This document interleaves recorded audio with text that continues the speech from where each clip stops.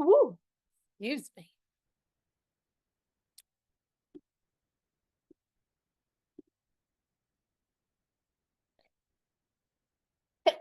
Oh, excuse me again.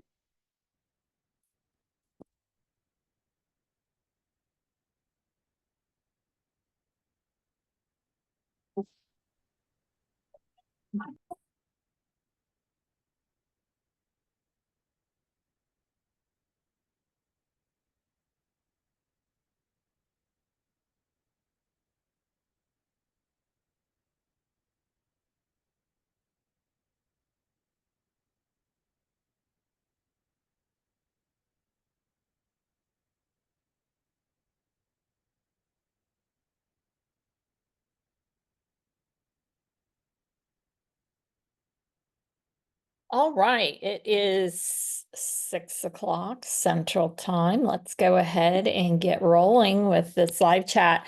I just want to welcome everybody to a new term and to this new class for you, Marketing 632 Applied Managerial Marketing. How is everybody? I know that we just ended a term. This is one of the hardest parts of the year when we have not only summer and all the challenges that summer can bring for many of us, but you also have a term ending and a new term starts. So it is a huge challenge. How is everybody feeling tonight?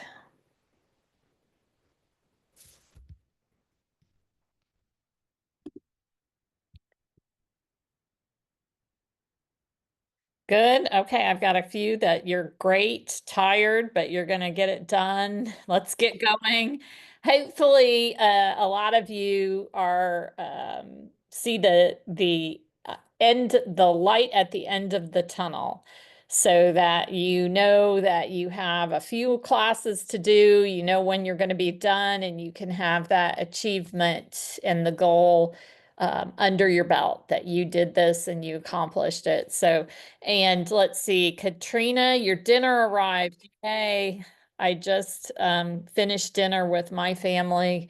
I'm mom, so I make dinner every night, and it's a fun activity. I do enjoy it. I do enjoy sitting down with my family and eating and talking and all of that. Sometimes I run out of ideas of things to make for dinner. So that is the only challenge with that. And then on Tuesdays, I have to remind them that I have this lecture and we've got to kind of make it quick sometimes. But if any of you are enjoying your dinner, please do so.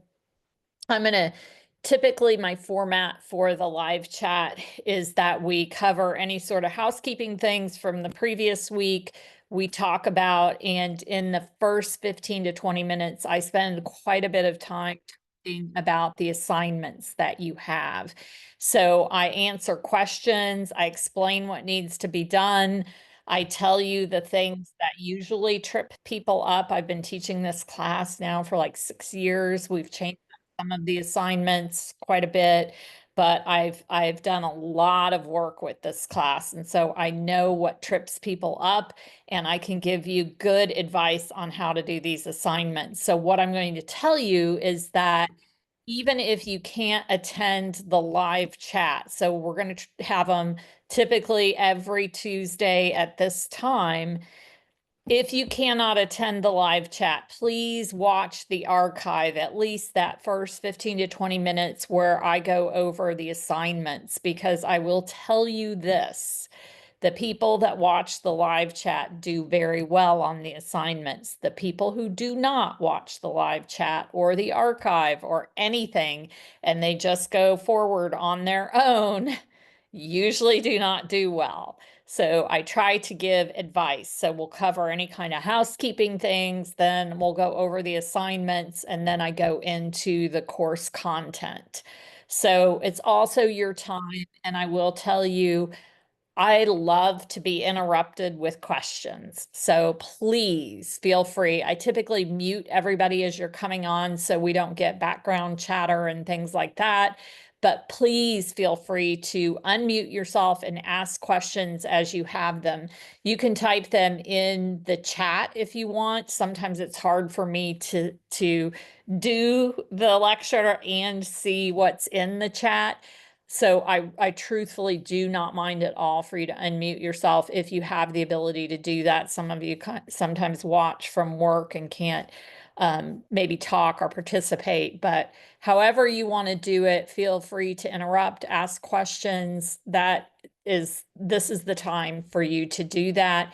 And typically, if you have the question, your classmates are also going to have the question. So never be afraid to ask a question. Yay, some of you, yeah, just finished dinner. So it is that time of the day where we're getting the dinner done and the family. And I know a lot of you have kids and summer sports and things of that nature. Feel free to make your life happen. Those things are incredibly important. So I'm Dr. Goolsby. I am the lead faculty for marketing at Colorado Tech. So I oversee all of the marketing program, all of the marketing courses and curriculum. I'm having a meeting with all of my marketing faculty next week where we're going to talk about, I just wrapped up, I gave a presentation at a big marketing educators conference, had a lot of really interesting ideas, met a lot of great professors at many other universities, and there's a lot of fun and innovative things that I'm really challenging Colorado Tech to add into their course rooms. So we're going to see a lot of changes in marketing over the next few years. It takes a lot of work to get things done at CTU. It can often take a long time, but we're going to make it happen. And so I'm really excited to work with you. We're going to try something new, sort of a beta test, if you will, in this class. I think you guys might like it, and we'll talk about it as we get into the homework. It won't take effect until next week, so we will cover that next week. But I also, few things about me. I've been teaching college now for a really long time. I hate to even admit how long, but 30 years. I started when I was like 5 years old. I wish I could say that. But I also do a lot of marketing consulting. I've done consulting primarily in the healthcare industry. And I was just on the phone with my business partner right before this live chat. We do some marketing in the spirits industry, which is a fun industry that I work in. And I own a coffee bar. So I'm getting ready. I just bought my own coffee roaster. I bought a really cool Bellwether coffee roaster out of Berkeley, California. It's zero carbon footprint. It's all electric, and it sits right on the counter in my coffee shop, and we roast the coffee there. I'm going to have a big tasting. I was roasting coffee today. I'm going to be roasting coffee tomorrow. And Saturday, we're having a tasting of the various different types of coffee. I have some really interesting beans from the Kogi community. It's a tribal community in the Sierra Nevada mountains down in Colombia. And I've also got some really great beans that I got from Colombia. And we have some interesting beans from Ethiopia, Sumatra. We have some Mexico Azul beans. So we've got a lot of fun things. I'm going to be roasting those up, introducing our community to these fresh roasted various coffee beans and letting them try and sample and really get that program going at my coffee bar. So that's a little bit about me. I have 2 children. My daughter is going to be 20 next month, and my son is going to be 17 in August. So I am in the thick of things with these wonderful, awesome teenage kids, and I learn a lot from them. So it's always fun to be able to talk with them and hear what's going on. I hope you all are excited about marketing. How many, you can do a little hand raise in your chat box or whatever, however you do it. How many of you are marketing majors? do a little hand raise if you're a marketing major. It doesn't look like I have very many. Well, okay, so in the chat box, I'm supposed to complete that concentration second. Well, it's an awesome concentration. I'm going to tell you why. Bethany, even if you feel like I'm never going to do marketing in my career, you always have something you can market, and that's an idea or yourself. So think about when you go for a job interview, maybe you want to advance in your career where you are, maybe you want to shift careers totally and you want to get a new type of job. You will always have something to market. So you can market yourself, you can market your ideas. And so don't think that this is just a class you have to take as part of your major. You can definitely use the concepts of marketing in your lifetime. So if I were to ask anybody, what is marketing? What would you guys say?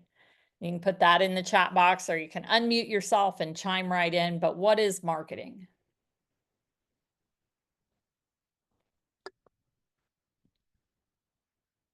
Anybody have any ideas? Getting noticed, selling a product, making the content attractive. That's a good one. Content is something new we've had recently. Telling a story, Bethany, I love that. Telling a story. What wants and needs, Scott, that's a huge part of it. Selling ideas, promoting awareness. You guys have a good handle and a lot of good ideas about what marketing is. So let's take a look. What is marketing? So I put together this marketing umbrella, and don't critique my graphic design skills too badly. I know it's very rudimentary, and you will see better versions of it as we go along because I show you the very rudimentary one at the beginning, and then we progress better because I've had students over the years that want to help me, which I appreciate. So the marketing umbrella, I created it when I first started teaching college as a way, particularly for my students in principles of marketing, to understand what marketing is. And I've often told them, if you don't remember anything from this class, at least know the marketing umbrella. And occasionally I'll run into some of my students, I'll see them out somewhere, and they will say, I still remember the marketing umbrella. So marketing, the umbrella encompasses what we call the marketing mix variables. And those marketing mix variables are people, they are the customers that we serve. It's the product, and product can be, as I mentioned, an idea. Product can be a person. Product can be a place. Product can be an actual tangible that you can touch and feel product. It can be a service. So product can be all kinds of things. But then we have to price it, and that's that exchange of value. You want something, and there was the comment about needs and wants. You want something, a company has that something that you want or need, and then you have to determine what that value is. And so you have that exchange of value. So you've got to determine that price point. What is that exchange of value? And then you have the place. How are you going to acquire the product? That's your distribution. And you can have a direct distribution where it goes right from the person who has the product into the hands of the consumer, or you can have an indirect channel of distribution where it's going to go from the person who has the product or the company that makes the product to a wholesaler, and then to a retailer, and then to the consumer. It can even have a lot more indirect channels in there, and you could even have a broker. And then you can do the promotion, and promotion is typically what everybody thinks of when they think of marketing. Promotion is kind of the final step that you do. It's how you give across that message and communicate all of those other marketing mix variables. So our typical promotional strategies are advertising, public relations, personal selling, sales promotion, and then direct marketing. And within those strategies, we can pick either old media, which is typically television, print, and radio, or we can take new media, and our new media channels are going to be social media, digital media, and mobile. And so those are the ways that we communicate all of the other marketing mix variables. So you will also hear the marketing mix variables called the 4 Ps, and I know I have 5 here because we've got people in there. But it's either interchangeably marketing mix variables or the 4 Ps. And then the handle that holds up the whole entire marketing umbrella is our research. We can never have enough marketing research because every decision we make has to be done according to what our research is telling us. And I've often told people marketing is really easy. Just ask your customers and they'll tell you exactly how to do it. The unfortunate thing is that most people don't want to take the time or spend the money to do the marketing research. So they guess at it and they don't guess very well. So marketing research has to permeate everything that we do in marketing. And so you need to do research around your customer primarily. You have to do research around your product and what's going on with competitors in that same space. You have to do a ton of research on the price that you're going to charge. You have to do a lot of research on distribution and the appropriate distribution channels. And you have to do a tremendous amount of research around the promotion and how you're going to message the information to your consumer. So this marketing umbrella represents the essence of everything you're going to learn about throughout these next 5 weeks. So if you don't remember anything else from this class, at least remember the marketing umbrella because it's a summation of marketing and what marketing is. I've got to sneeze again. Sorry, I do not know what is going on with me. Okay, so let's go on and talk about what's going to go on in class. So it is summer, right? We've officially kicked off summer. So many of you may have trips planned. As I already mentioned, you might have activities with your kids. Maybe your kids are involved in summer sports, particularly if they're into baseball. I know that that is a busy schedule to keep up with. If you are going to be absent from class, please just communicate with me. We can make a plan for how you're going to get the work done. We can make a plan for a lot of things, but if you just disappear and you don't tell me, then I can't work with you and I can't try to help you succeed in this class. So all I need from you is some communication and we can really make this work well. I took both my MBA and my doctoral program. I was full-time working. In fact, we won't even discuss all the craziness that was going on in my life during my doctoral program. So I understand what you all are going through. Just communicate with me. Communication is king in this class. And as long as I know what's going on and you're telling me and I'm working with you, we can get you through this class. So you'll get messages from me. I use the CTU messenger system. Just read those messages. It takes 2 seconds to message me back. Just keep me posted on what's going on and how I can help you. What can I do for you?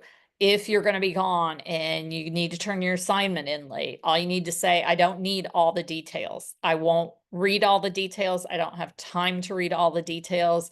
A message as simple as, hey, I have to be out this week. I'm going to turn my assignment in the following week. Good. I don't need all the details about why you're going to be gone. Don't give me all that information. I'm not a therapist. I'm just trying to help manage this class. So just simple communication about what is going on with you and what I can expect to see your assignments.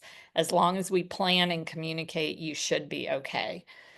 The other thing is the incomplete process. during week 5, if I notice that you've got 3 or 4 assignments missing, I'm going to message you and say, hey, let's think about submitting for an incomplete. That will give you an extra week to get those assignments submitted. It will also give me an extra week to grade those assignments. My biggest pet peeve, and I, quite frankly, every single faculty alive on the planet, their biggest pet peeve is students who save up all the assignments and submit them during that final week. I mean, think about it. If every student did that, there's no way a faculty could get them all graded. And so we're already in a crunch trying to get everything graded by the due dates for grade submission. And then here comes a student who hasn't done anything the entire term, turns in every single assignment, and they've now made their problem my problem. You will definitely get a late penalty for every single paper you've turned in like that. If you work with me, if we make a plan, I rarely take a late penalty.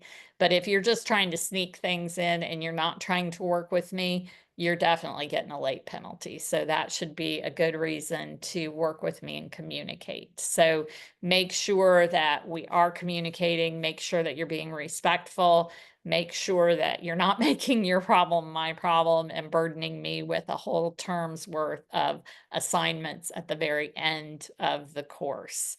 So let's work together and we will all be successful in this class. The other thing is I don't regrade assignments. So unless I specifically say to you, you did this assignment completely wrong, here's what I need you to do. Can you redo it and resubmit it? Don't assume that you can take all my grading feedback, fix whatever was wrong, and then resubmit your assignment for a new grade. College does not work like that, particularly a master's program. I do not regrade assignments unless I explicitly say to you, please resubmit this. So don't even ask about regrading. Then the other thing that students often mess up is that every single discussion board requires an engagement post. So we're going to talk in a little bit about discussion boards, but they do require those 2 engagement posts. Don't lose points by not doing those engagement posts. And then I do grade according to the rubric. And so every single has a rubric. Make sure you're looking at those. You can kind of pre-grade your work before you turn it in, because I'm going to use that same rubric. So you can go through it and look and see if you've got everything before you even turn it in. Does anybody have any questions about any of this for the class that we're going to be doing over these 5 weeks? Sorry, so mass uploading, is that just you don't want us to do like the entire semester at once? No, I hate that. Every single Okay. faculty hates that. Do not do that. Okay, that is good to know. It is a horrible, horrible thing to do to a faculty. It is horrible, horrible. We hate it. Don't do it. It's problematic to grade. We've got every other student, like 60 students we're trying to grade papers for, and then a student will upload all 5 assignments, all 5 IPs. And I will definitely take late points on that, where if you're communicating with me, we're getting things submitted, even if they're late, I'm not going to take late points, but if you submit them all at the end of the term, every single one of those papers getting a late penalty. An acceptable, Bethany, good question, an acceptable similarity percentage. Usually we want under 25%. A lot of times there are things that make it higher. And if you can't get it lower when you turn it in, I always look into it. Typically, it's because you didn't cite the sources correctly.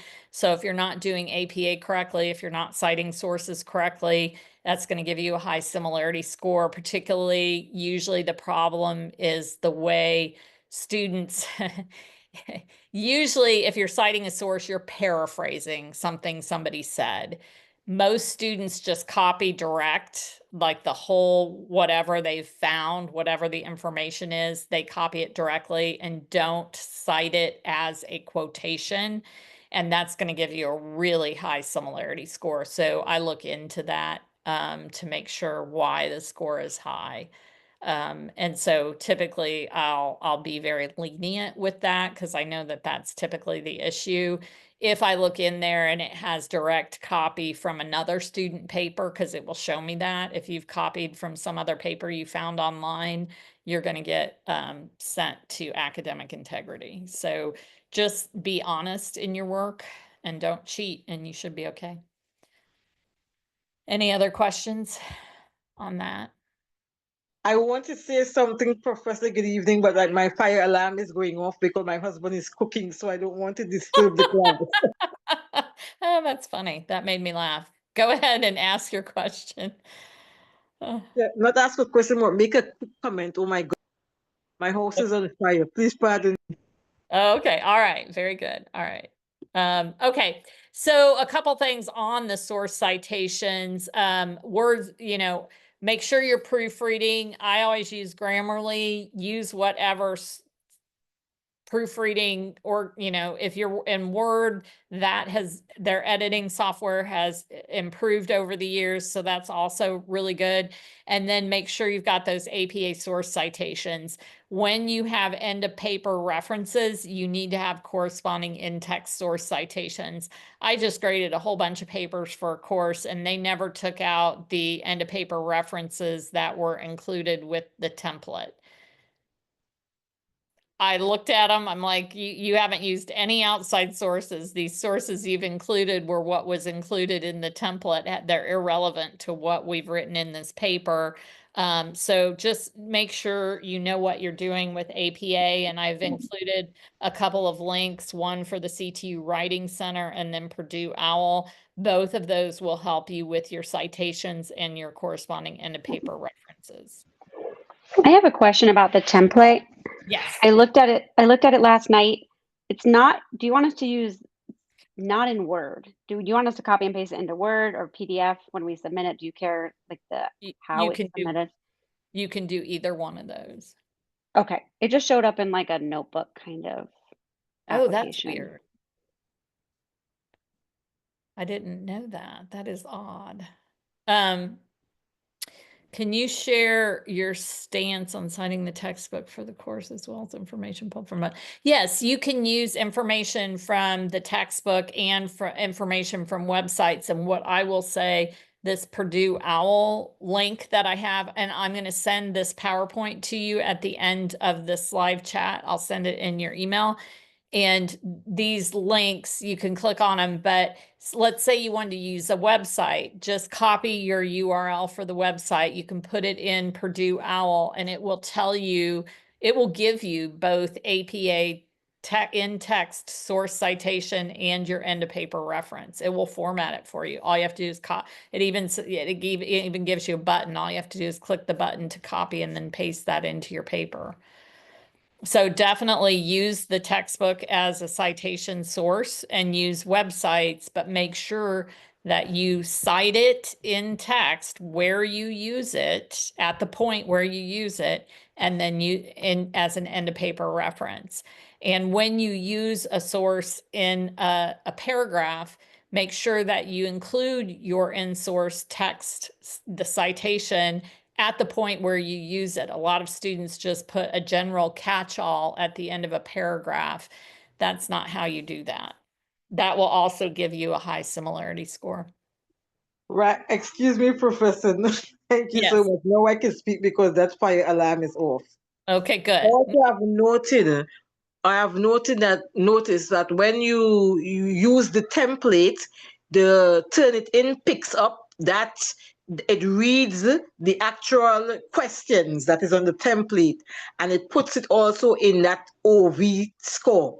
Yes, and I always look at that, and I know that's why it changed the OV score. So I look into that. Thank you so much, because even when you put your name and the professor's name, sometimes it takes all of that information as not being cited. The professor. But I look at every single paper and I go into those similarity scores and I will Right. see that that's the reason, and I will not Okay. mark you off for that. Okay, thank you so much, Professor. You're very welcome, but that's a good point that you bring up. I appreciate that. Okay, so, and then a couple last things. I've noticed throughout the years, although most students are using AI to write all of their papers, which is not acceptable either. But I've noticed that students writing paragraphs, use good paragraph structure. A paragraph has very specific components. You need to have a topic sentence, you develop that main idea. You're going to then include your outside source. It's going to be part of your evidence. It's going to be part of your validation of your main idea. And then you're going to summarize it. Should be 4 to 5 sentences, and then you're going to move on to a new paragraph. I get a lot of papers that that are not following good paragraph structure. So if you are following good paragraph structure, you've got quotations and you're treating them appropriately, you'll have a lot of white space and it will look something like this.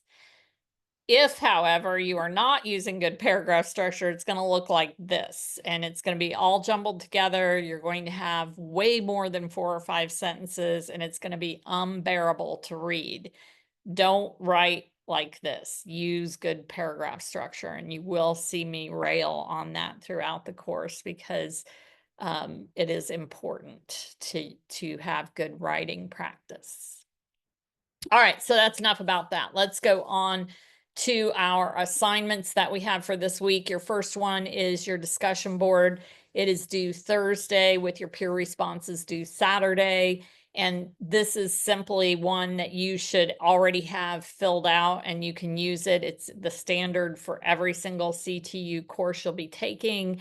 Just a little bit about yourself, typically kind of why you're in school at CTU, what your major is, career goals, experience, anything else. Use this time to introduce yourself. If you want to tell me about your kids, your pets, your spouse, your whatever, that's a great thing to put in there. And I'm sure you guys already have that written out and you can just copy and paste it into this discussion board for this course.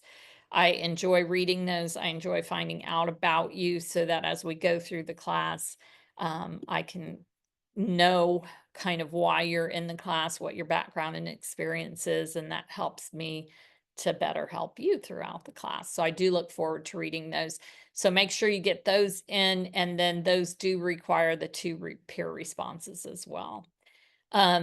The individual assignment for this course, your first one is going to be that you are the marketing manager for a new brand of sports drink. So put your marketing manager hat on. The sports drink is already named for you. It's called Refresh, and it is an all-natural drink, all natural ingredients. They're grown and harvested on small farms in the US.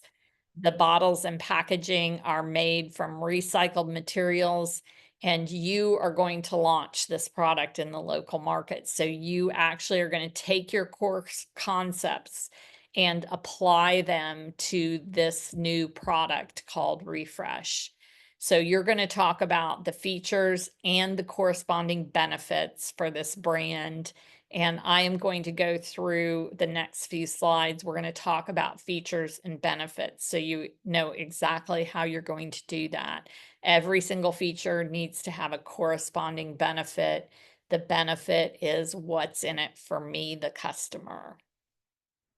Second part of that is what differentiates Refresh from other sports drinks, the competitors in the marketplace. This number 2 question works a lot better if you have a very specific competitor in mind. So for instance, you may say, okay, here's Refresh. Our main competitor in the marketplace is Gatorade. That's going to allow you to look up very specific information on Gatorade or whatever sports drink you choose. You can then have very specific sources and great information. If you're just very generic with the entire sports drink category, that is going to make that question very difficult for you to answer appropriately. So I would pick a sports drink as a competitor, and then you can compare your Refresh sports drink to that competitor very specifically with great outside sources that you can include in your paper. The third part of this is who will the target market be and why? You've got to apply your knowledge. So you're going to pick a very specific target market. Just for example, you could pick college athletes. That's the market you're going after. You can then include very specific information about that target market and then tell why you picked it. You picked it because it's a $30 billion category and you have a great avenue of how to promote to that specific market.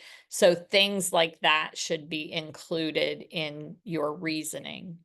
And then number 4, how will you promote Refresh?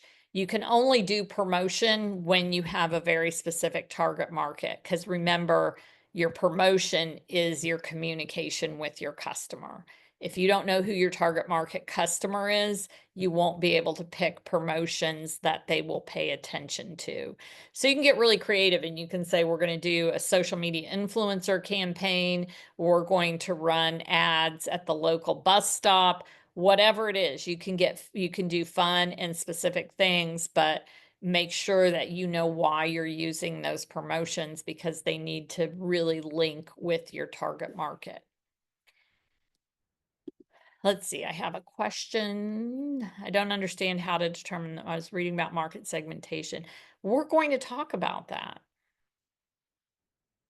So Katrina, we will talk about that. I'm going to try and get to it right now. So we're going to go over features and benefits, and then we'll get into target market and understanding how to pick that.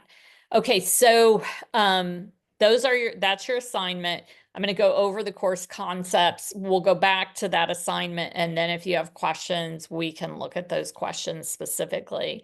And also, as you're doing your assignments, if you have questions, don't submit something and then after I grade it, say, oh, well, I really didn't understand. Always message me, send me through Messenger and say, I don't understand this. Can you help me? That's what I'm here for. So make sure that you communicate with me and I will be happy to help you. All right, so features, your first part of this assignment is features and benefits. So features are the characteristics of a product or service. Benefits are the value that those features provide to the customer. So think about yourself as a customer when you're out buying products. Everything you look at, you want to know what's in it for me. What am I getting out of it? So I have a couple of examples for features and benefits. So a car with heated seats. The feature is the heated seats.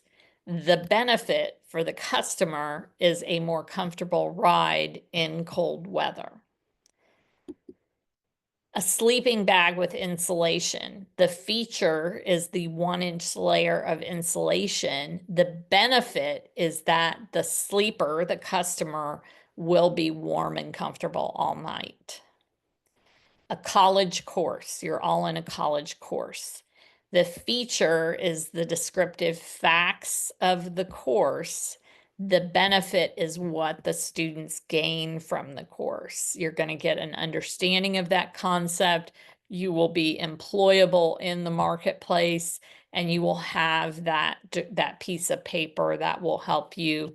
I think that's kind of why most students take a college degree, is the employment situation post-college. So those are some examples. I've often used an iPhone. We all have mobile phones, different versions of different manufacturers. If I go to get an iPhone and I'm talking to somebody at the Apple store, they would go through, oh, it has this camera, it has this type of screen, it has this and that and the other. Those are all features. So if you're telling me about the great camera on this iPhone, I don't know what any of that means. You have to translate to me, oh, customer, that's going to help you take flawless photographs. Okay, I get that. I understand what that benefit is. I'm all on, I love that. I'm all into that. So yes, I'll take that iPhone because of those things that benefit me. So you always need to take the features of the product and turn them into a benefit to the customer. So that's the first part of your IP assignment for this week, is taking the features of your refresh sports drink, the all natural ingredients, the recycled packaging, the local small farms. How are those things benefits to the customer? Any questions on that? All right, let's move on then to market segmentation and target marketing. So market segmentation, the first thing that we look at is absolutely everybody could be a customer, right? We've got this whole world population of people, they can all be a customer. Why would I not go after every single person in the entire world as my customer? What are some reasons why I might not want to do that? Any thoughts on that? I have one. They might not like your product. That's the best one because everybody might not like my product. It's not going to be for everybody. Any others? Your product Someone might in not their be 20s. useful to them. Go ahead. I was just going to say someone in their 20s probably doesn't need heart medication to treat elderly conditions. Correct.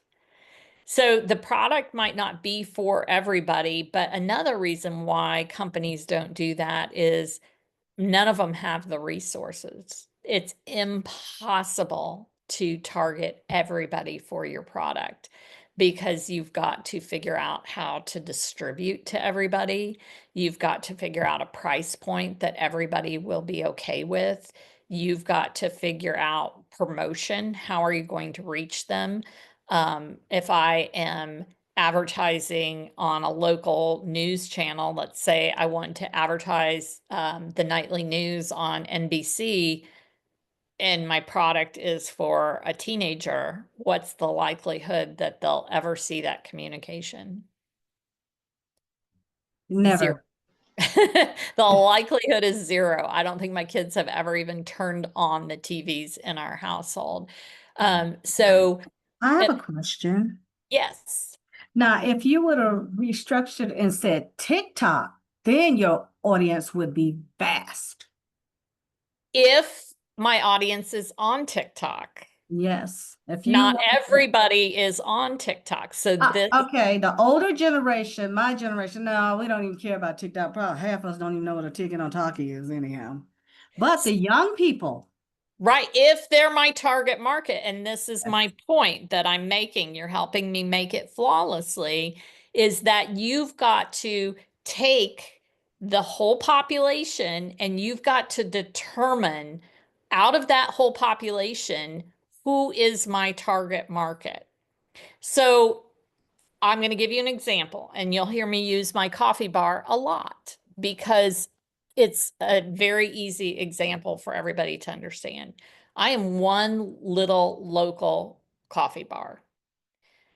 I've got to be very careful about who I market to because it's costly. If I'm going to do any kind of promotion, it's very costly to do that.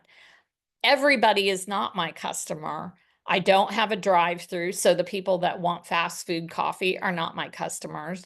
I roast my own coffee in-house. I have a higher price point on it. I want that really discerning coffee customer, that coffee snob, if you will.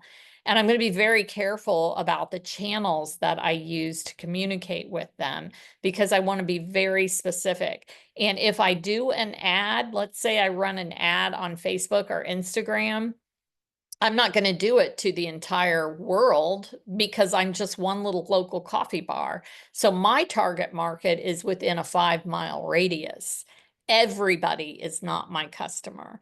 Sometimes I'll catch myself watching a commercial for a very well-known product, and I think, I don't understand that commercial at all.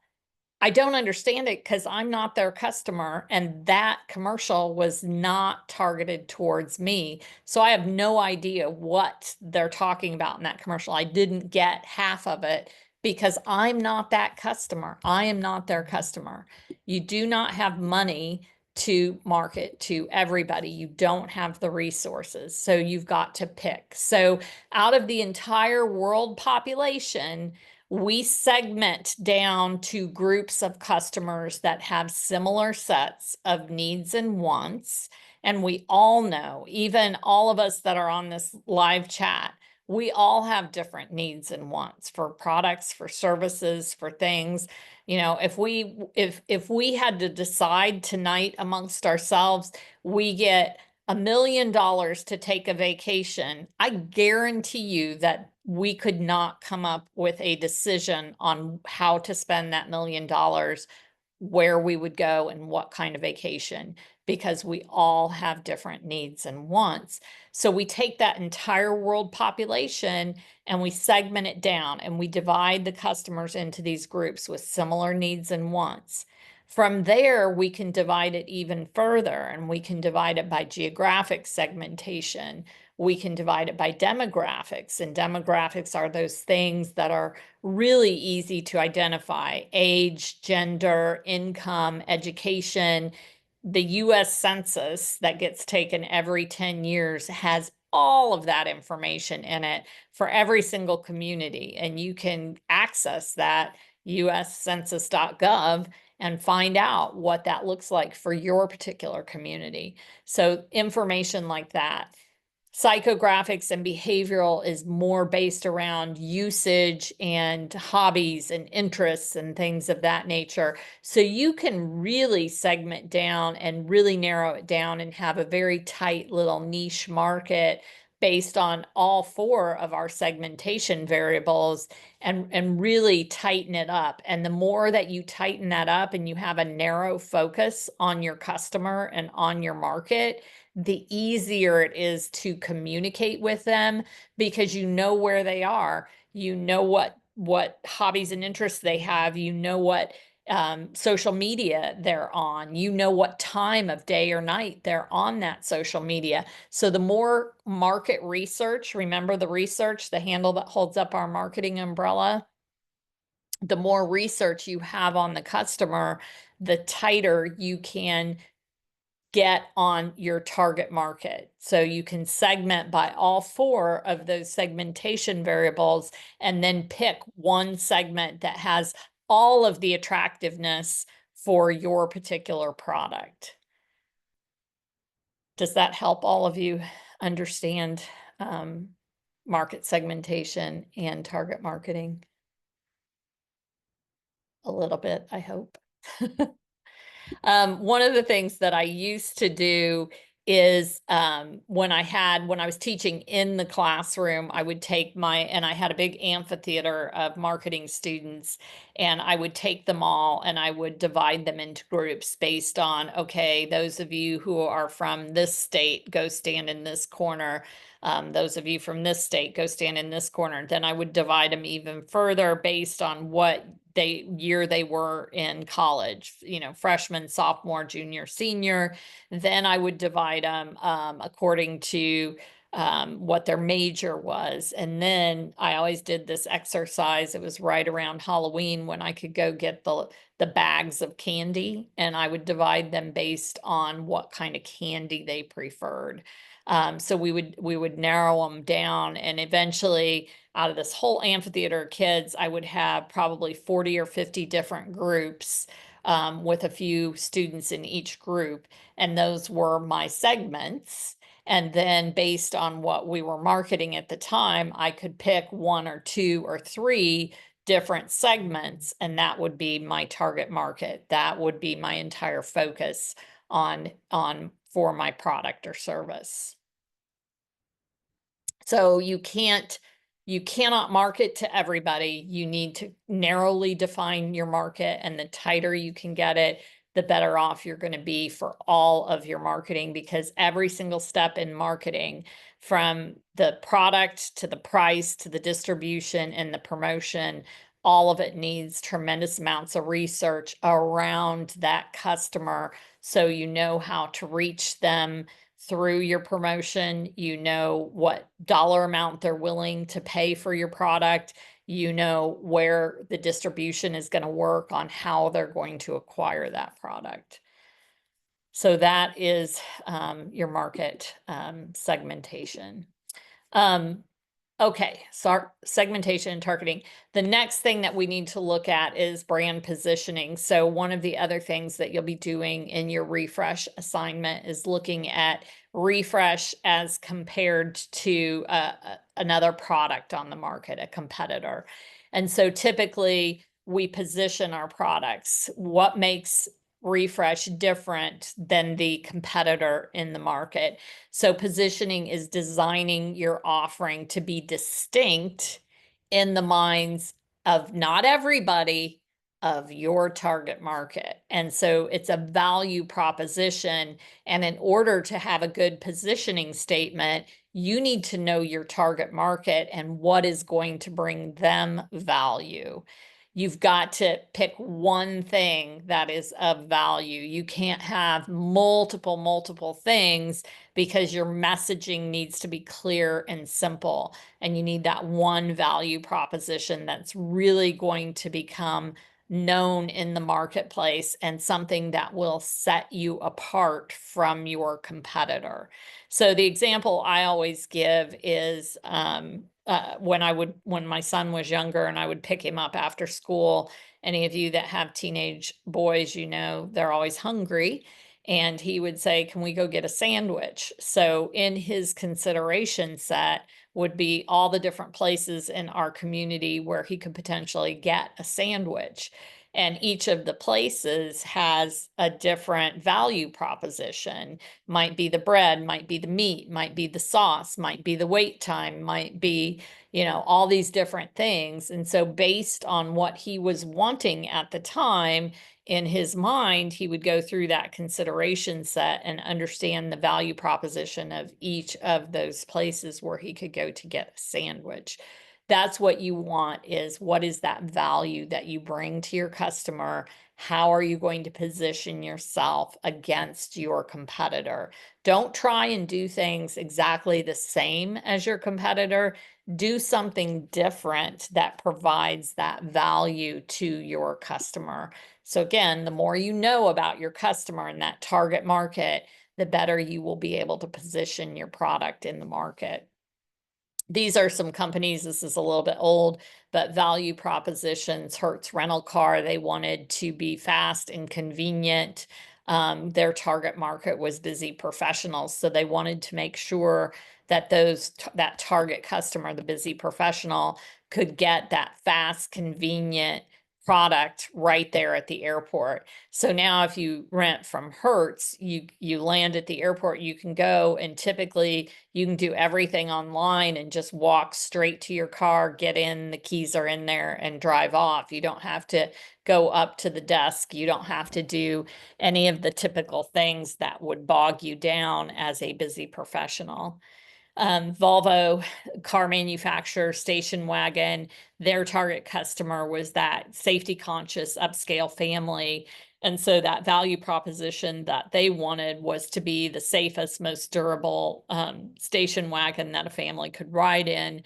And they have been able to maintain that. They are known as the most safe vehicle in the market. And then Domino's Pizza, they had the convenience-minded pizza lover as their target market. So they wanted to have that value proposition of a delicious hot pizza delivered promptly to your door. Now, I know over the years they've had to really reformulate and constantly refresh that brand in order to stay as that delicious hot pizza delivered to your door for that convenience-minded pizza lover. And they've got a lot of competitors that have sprung up in the market.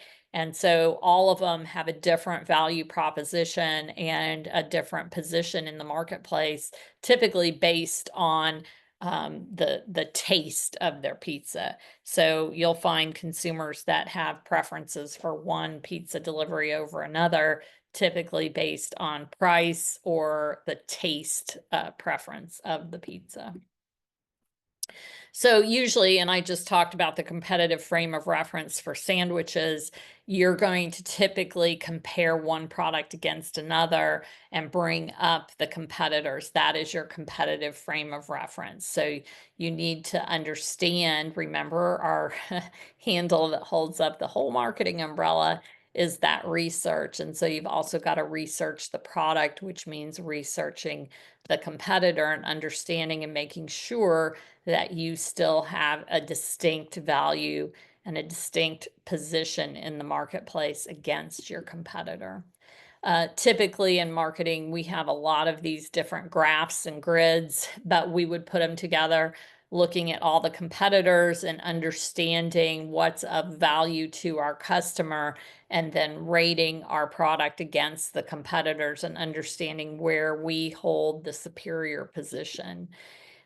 Typically too, we can have a point of difference or a point of parity. So your point of difference goes back to those features and benefits and how consumers associate those features and benefits with your product. We then look at our points of difference as things that, and this is where companies come in.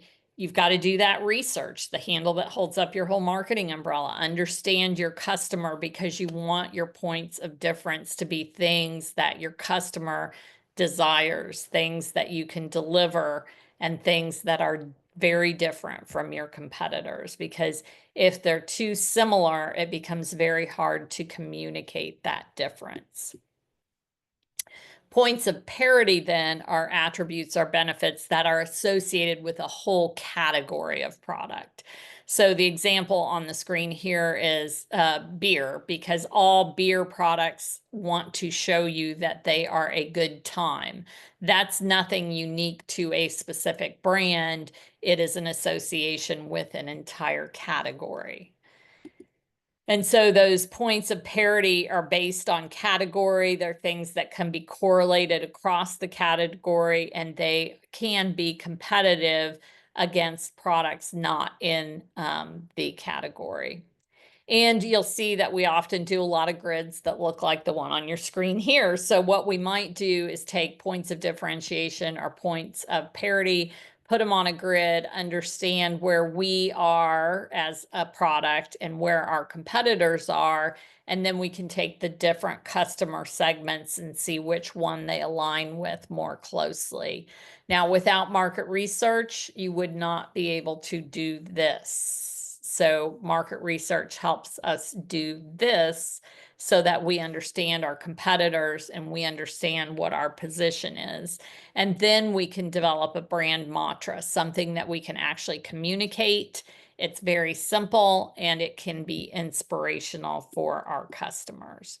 And oftentimes, and I'm kind of flying through this because we're about out of time, but I am going to email these slides to you. I have done this exact brand positioning bullseye with a lot of my consulting clients. So this particular one is for Starbucks, and it has kind of that brand mantra is in the middle. You have your points of parity, your points of differentiation, all the hard factors, the things that you actually do that are substantiators for your points of parity and your points of differentiation. And then you can have on that outer wheel the value, personality, and character of your brand, and then the executional visual identity. So this for Starbucks was the green earthy colors and the siren logo. And so then you can look at what is the customer, the target market, what is their need state, what are the takeaways for that consumer. So all of these things then help to make sure that every single marketing strategy, every single marketing activity is what we call on brand, that everything is staying true to what you see on this page in this brand positioning bullseye. All right, so let's go back then to our assignment.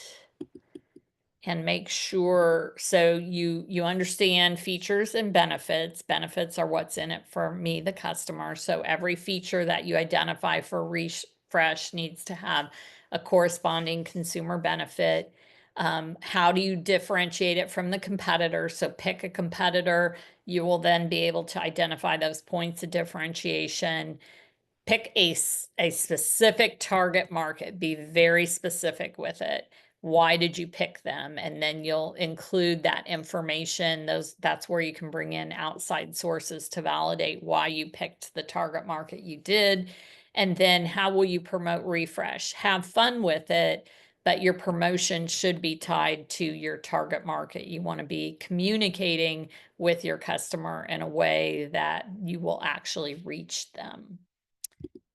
So that is what is going on. References, how many do we need? You need enough to substantiate what you're saying.